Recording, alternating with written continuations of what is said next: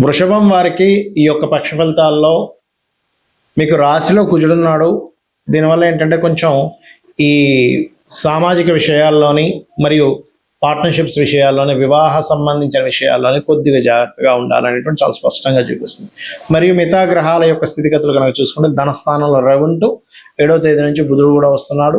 3వ స్థానంలో గురువు శుక్రుడు ఉంటూ శుక్రుడు 4వ భావంలో ఉండే కేతువుతో కలుస్తున్నాడు. మరియు అదేవిధంగా దశమంలో రాహు, ఏకాదశంలో శని, మరియు అదేవిధంగా చంద్రుడి యొక్క సంచారం మీకు మేన్ రాశి ధనస్సు రాశి నుంచి 6 రాశులు తిరుగుతాడు ఈ పక్షంలో.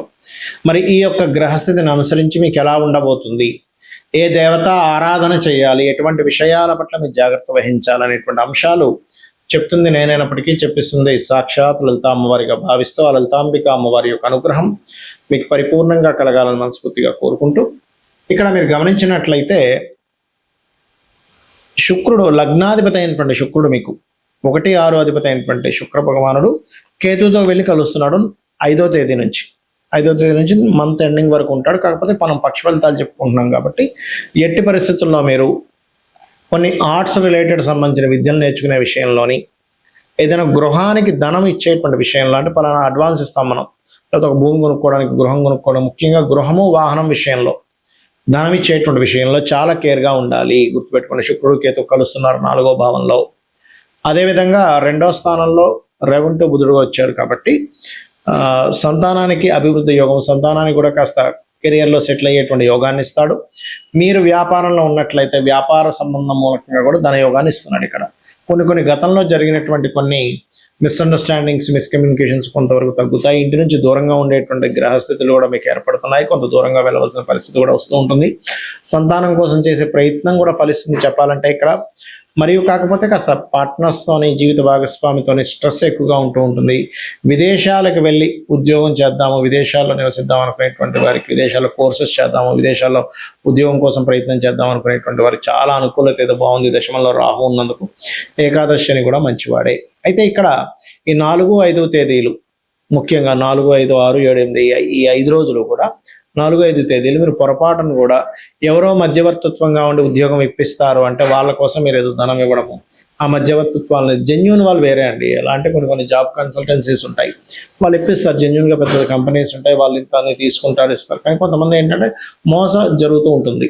గవర్నమెంట్ జాబ్ ఇప్పిస్తామనో, ఇంకోటనో బ్యాక్ డోర్ నుంచి పంపిస్తామనో, అలాంటి వాటి జోలికి మాత్రం ఎట్టి పరిస్థితుల్లో 4, 5, 6 తేదీలు అసలు వెళ్ళకండి. ఇక 6, 7, 8 తేదీల్లో ముఖ్యంగా మీరు ఫలానా దానికి ధనం కడితే ఇన్ని రెట్లు వచ్చేస్తుంది, 1,00,000 కడితే 30,000 వస్తుంది, 40,000 వస్తుందని ఈ మధ్య కొన్ని మోసాలు ఉన్నాయి సొసైటీలో. అటువంటి వాటి జోలికి వృషభం వారు ఎట్టి పరిస్థితుల్లో 6, 7, 8 తేదీలు అసలు వెళ్ళకండి. ఇక మీరు నిత్యము చేయవలసింది సూర్య నమస్కారాలు, విష్ణు సహస్రనామాల యొక్క శ్రవణము లేదా పఠనం చేయండి. అన్ని విధాలా మీకు బాగుంటుంది. కొన్ని గ్రహాల యొక్క కంజంక్షన్ ఏవైతే ఉంటుందో, ఈ కంజంక్షన్స్ అనేటువంటివి మీ పర్సనల్ చార్ట్లో ఉన్నా, లేకపోతే జనరల్గా గోచారంలో వచ్చినప్పుడు ఒక 15 to 20% దాని ఎఫెక్ట్ చూపిస్తుంది. మీ పర్సనల్ చార్ట్లో వచ్చినప్పుడు మీకు ఆ మహాదశలు, అంతర్దశలు వచ్చినప్పుడు మాత్రమే ఎఫెక్ట్ చూపిస్తుంది. ఎందుకంటే ఈ విషయాన్ని నేను మీకు ఎందుకు పర్టికులర్గా చెప్తున్నా అంటే, ఇవాళ మనం చూసినటువంటి ఇప్పుడు ఈ 15 రోజులు పక్ష ఫలితాల్లో చెప్పుకునేటువంటి గోచారంలో చాలా స్పష్టంగా శుక్రకేతువుల యొక్క ఎఫెక్ట్ ఎక్కువగా ఉంటుందని చెప్పుకున్నాం. సో ఈ శుక్రకేతువుల యొక్క ప్రభావం ప్రతి ఒక్కరి జాతకంలో మీకు అది కంపల్సరీ బ్యాడ్ ఎఫెక్ట్ ఇస్తుందా, మంచి ఎఫెక్ట్ కూడా ఇస్తుందా అనేటువంటిది ఒక సిస్టమ్ ఉంది. అదేమిటి అంటే శుక్రుడు ధనము, శుక్రుడు స్త్రీ, శుక్రుడు వివాహము, శుక్రుడు వాహనాలు, గృహాలు, లగ్జరీ లైఫ్. ఈ యొక్క శుక్రుడు కేతుతో కలిసినప్పుడు ఏమవుతుందంటే ఒక్కొక్కసారి వాంటెడ్లీ వీళ్ళకి వాటి మీద ఇంట్రెస్ట్ లేకపోవడం జరుగుతూ ఉంటుంది, లేదా వాటి కోసం ఎంతో ప్రయత్నం చేస్తున్నా సరే సంపాదించినట్టే సంపాదించిపోవడం కూడా జరుగుతూ ఉంటుంది.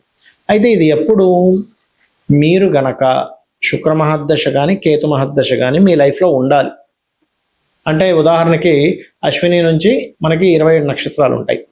అశ్విని భరణి దాటిన తర్వాత కృత్తికలో పుట్టారు ఉదాహరణకి, వాళ్ళ శుక్రదశ ఎప్పుడు వస్తుందండి? రాదుగా. వాళ్ళకి ఎప్పుడు వస్తుంది? దాదాపుగా 90 ఏళ్ళకి వస్తుంది. 90 ఏళ్ళకి ఎప్పుడు అప్పుడు ఫలితమే ఉంటుంది, బాగా ఏజ్డ్ పర్సన్ అయిపోయి ఉంటాడు. కాబట్టి అది కాదు. మీరు ఉదాహరణకి అశ్విని నక్షత్రంలో పుట్టారు, లేదా భరణి నక్షత్రంలో పుట్టారు, లేదా రేవతిలో పుట్టారు, లేదా ఉత్తరాభాద్రలో పుట్టారు, ఒక ఏజ్లో వస్తాయి. అప్పుడు చూసుకోవాలి. అది కూడా ఏంటి, శుక్రుడు బాగుంటే మంచి ఫలితం, శుక్ర మహర్దశ.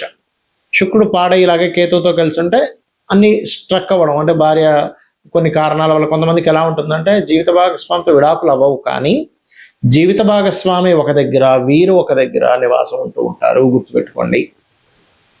కాబట్టి ఏంటంటే ఆ రకంగా ఈ శుక్రుడికి సంబంధించినటువంటి విషయాల్లో ఈ రకమైనటువంటి ఫలితాలు కూడా పొందుతూ ఉంటారు. అదేవిధంగా మరొక విషయం ఏంటంటే ఇక్కడ మీరు ఎప్పుడైనా సరే గుర్తుపెట్టుకోండి, శుక్ర మహాదశ వచ్చినప్పుడు అందరూ ఏమనుకుంటారంటే శుక్రుడు అంటే ఇంకేముంది, అసలు అద్భుతం, నేను ఇంకా నాకు లగ్జరీ, కొన్ని కోట్లు సంపాదిస్తాను, వాహనాలు గృహాలు ఉంటాయి అనుకుంటారు. కాదు, శుక్రుడు బాగుంటే నిజంగానే అన్ని కోట్ల రూపాయలు ఇస్తాడు, అంతా బాగుంటుంది.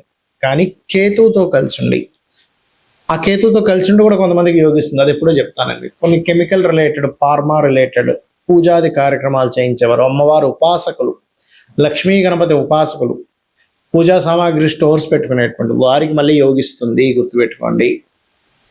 కాబట్టి ఇక్కడ ఏంటంటే మీరు ఏ వృత్తిలో ఉన్నారు, ఏ మహాదశ నడుస్తుంది, మీకు ఆ వృత్తి మీ జన్మజాతకంలో ఉండేటువంటి కాంబినేషన్స్కి కనెక్ట్ అవుతుందా లేదా. అంటే ఎలా అంటే ఒక వ్యక్తి చూడండి, ఒక బీటెక్ చదివాడు, సాఫ్ట్వేర్ చదువుకున్నాడు, అతని సాఫ్ట్వేర్ రంగాలకు సంబంధించిన దాంట్లో అతను జాయిన్ అయితేనే అతను చాలా చక్కగా ఆ యొక్క వృత్తిని నిర్వహించగలుగుతాడు. అలా కాకుండా అతన్ని తీసుకెళ్ళి మెకానికల్లోనే వేశారు, లేకపోతే మ్యాథ్స్ టీచర్గా చెప్పమన్నారు, లేకపోతే ఇంకోటి ఏదో చేయమన్నారు, చేయలేడు. అంత మాత్రం చేత అతని దగ్గర టాలెంట్ లేనట్టు కాదు.